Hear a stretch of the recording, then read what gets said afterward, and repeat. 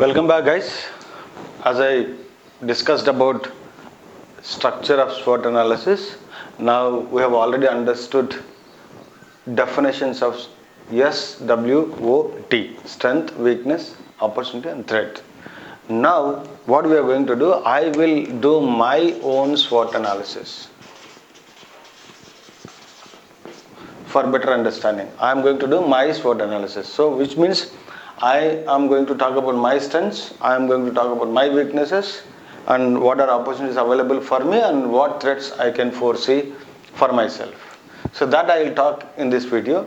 Simultaneously, as I already told you, you also need to be ready with pen and paper, probably a book, draw the same structure, and do your work as well. The way for example, now let me talk about my strengths. So my strengths, according to the definition that I already talked about, one I already told, training. Training is one of my strengths, core strengths. So any kind of training, any kind of audience, I will be able to do to my best, right?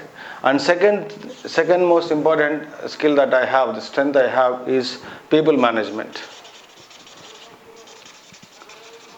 When I say people management, what does that mean, right? I can work with a group of people and drive the entire team. Now we call that as team, right? We can drive the team towards whatever the goal that we need to achieve. As a team, we can work. So I can write many more there, but no, for this discussion, let's skip only two. But you guys at least identify 4 of your strengths. Now let me also talk about what are my weaknesses. As I already told you, first weakness of mine is procrastination. So I already told you what does procrastination mean. So it's a quality of a person who keeps postponing things. That's a procrastination. That's one thing. So second most important weakness that I am short-tempered. So I get irritated. I get irritated very fast, right? That's another probably bad quality, a weakness that I have. Now let's look at these two. So if I'm good at training and if I'm also good at people management, what opportunities that I may have in the market, right? So why do we talk about opportunities? In this context, I am talking about either a job or a business. You can talk about any kind of a context as well.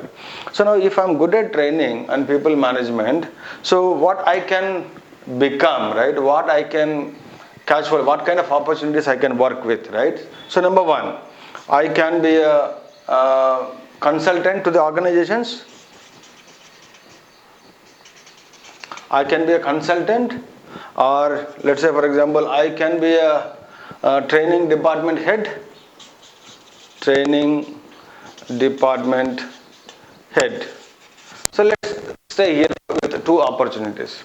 For example, I can be a consultant because I can manage people, I am good at training. So I can be a consultant to the various organizations so that I can help them set up their own L&D as a department. Or I can also head that department as well because I am good at people management. Now let's also look at the procrastination and the quality of being irritated very soon, right? What from this, what threats I can have, right? When I keep postponing things, what I can unforeseen things, I need to now foresee what are those unforeseen or dangerous situations I may have to face. For example, when I keep postponing many things, what will happen? I may lose my job. May lose job, right? I may lose my job when I keep postponing things. Let's say when I get irritated, though I am good at people management, my people may have a lot of complaints. People may have complaints on me about my way of working with them. Now look at that's a good amount of analysis that we have done about me, and I am sure that you are also going to do the similar fashion for yourself. Now let me come back to each and let's see how each component is overpowering the other components. Look at this. training as a strength, people management as a strength, well and good, right? Those are very good strengths for any person to move ahead in these two kind of opportunities. Though there is an opportunity called being a consultant to some organizations as management consultant or becoming a training department head, I can get that. But it is not about getting, right? For example, many a times we also hear from our elderly people, it is not about achieving something, it is about staying in that state of achievement and moving ahead is most important. For example, if I even become a training department head, if I have these two qualities, do you think I will be successful in managing people? Definitely not, right? So when my people do not like me, when they don't like me, my team members, they don't listen to me, then I will not be able to accomplish all the projects that I have, then ultimately I may lose my job. So now these weaknesses are coming in my way of achieving things. So now if I want to be successful in these two and also manage these threats properly without any danger, what I should be doing? I should actually work on these two things. Unless I get rid of this quality of procrastination and the quality of being irritated, these two will not help me, and these two also I cannot sustain though I become a training department head, though I become a consultant. So what is the next step for me now? What is the next step? Having understood the entire SWOT analysis for me, what do you think is my next step? Maybe you guessed right. I first need to address these weaknesses, which means I should get rid of this quality, and I need to improve on that, simultaneously safeguard these strengths of mine and acquire more strengths. For that, what one quality that is required, which is already there in me, is a continuous learning. Understanding and learning, understanding, learning. Now for that, if you are able to identify yourself, please do identify.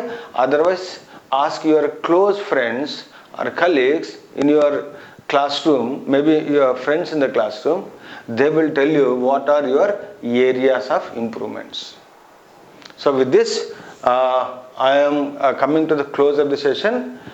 Let me recap what we have learned in the entire SWOT analysis, right? We have gone through a story where we have understood this is the right time for us to understand the strengths. What will happen if I don't know what are my strengths, what are my weaknesses?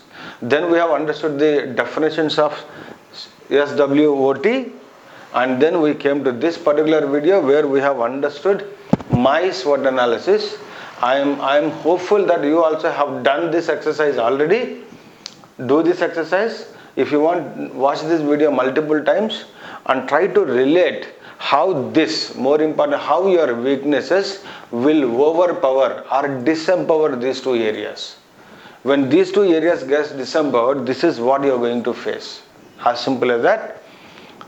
Wish you all the best. Don't mind, I am repeating once again. Complete your exercise, then alone you will be able to gain more knowledge and actual essence of soft skills as a whole, right? If you want to improve your soft skills, this is the most important thing, because not just this you getting impacted with this, it is also you leaving some impact on other people around. For example, if I don't work on these areas, I will also badly impact my department.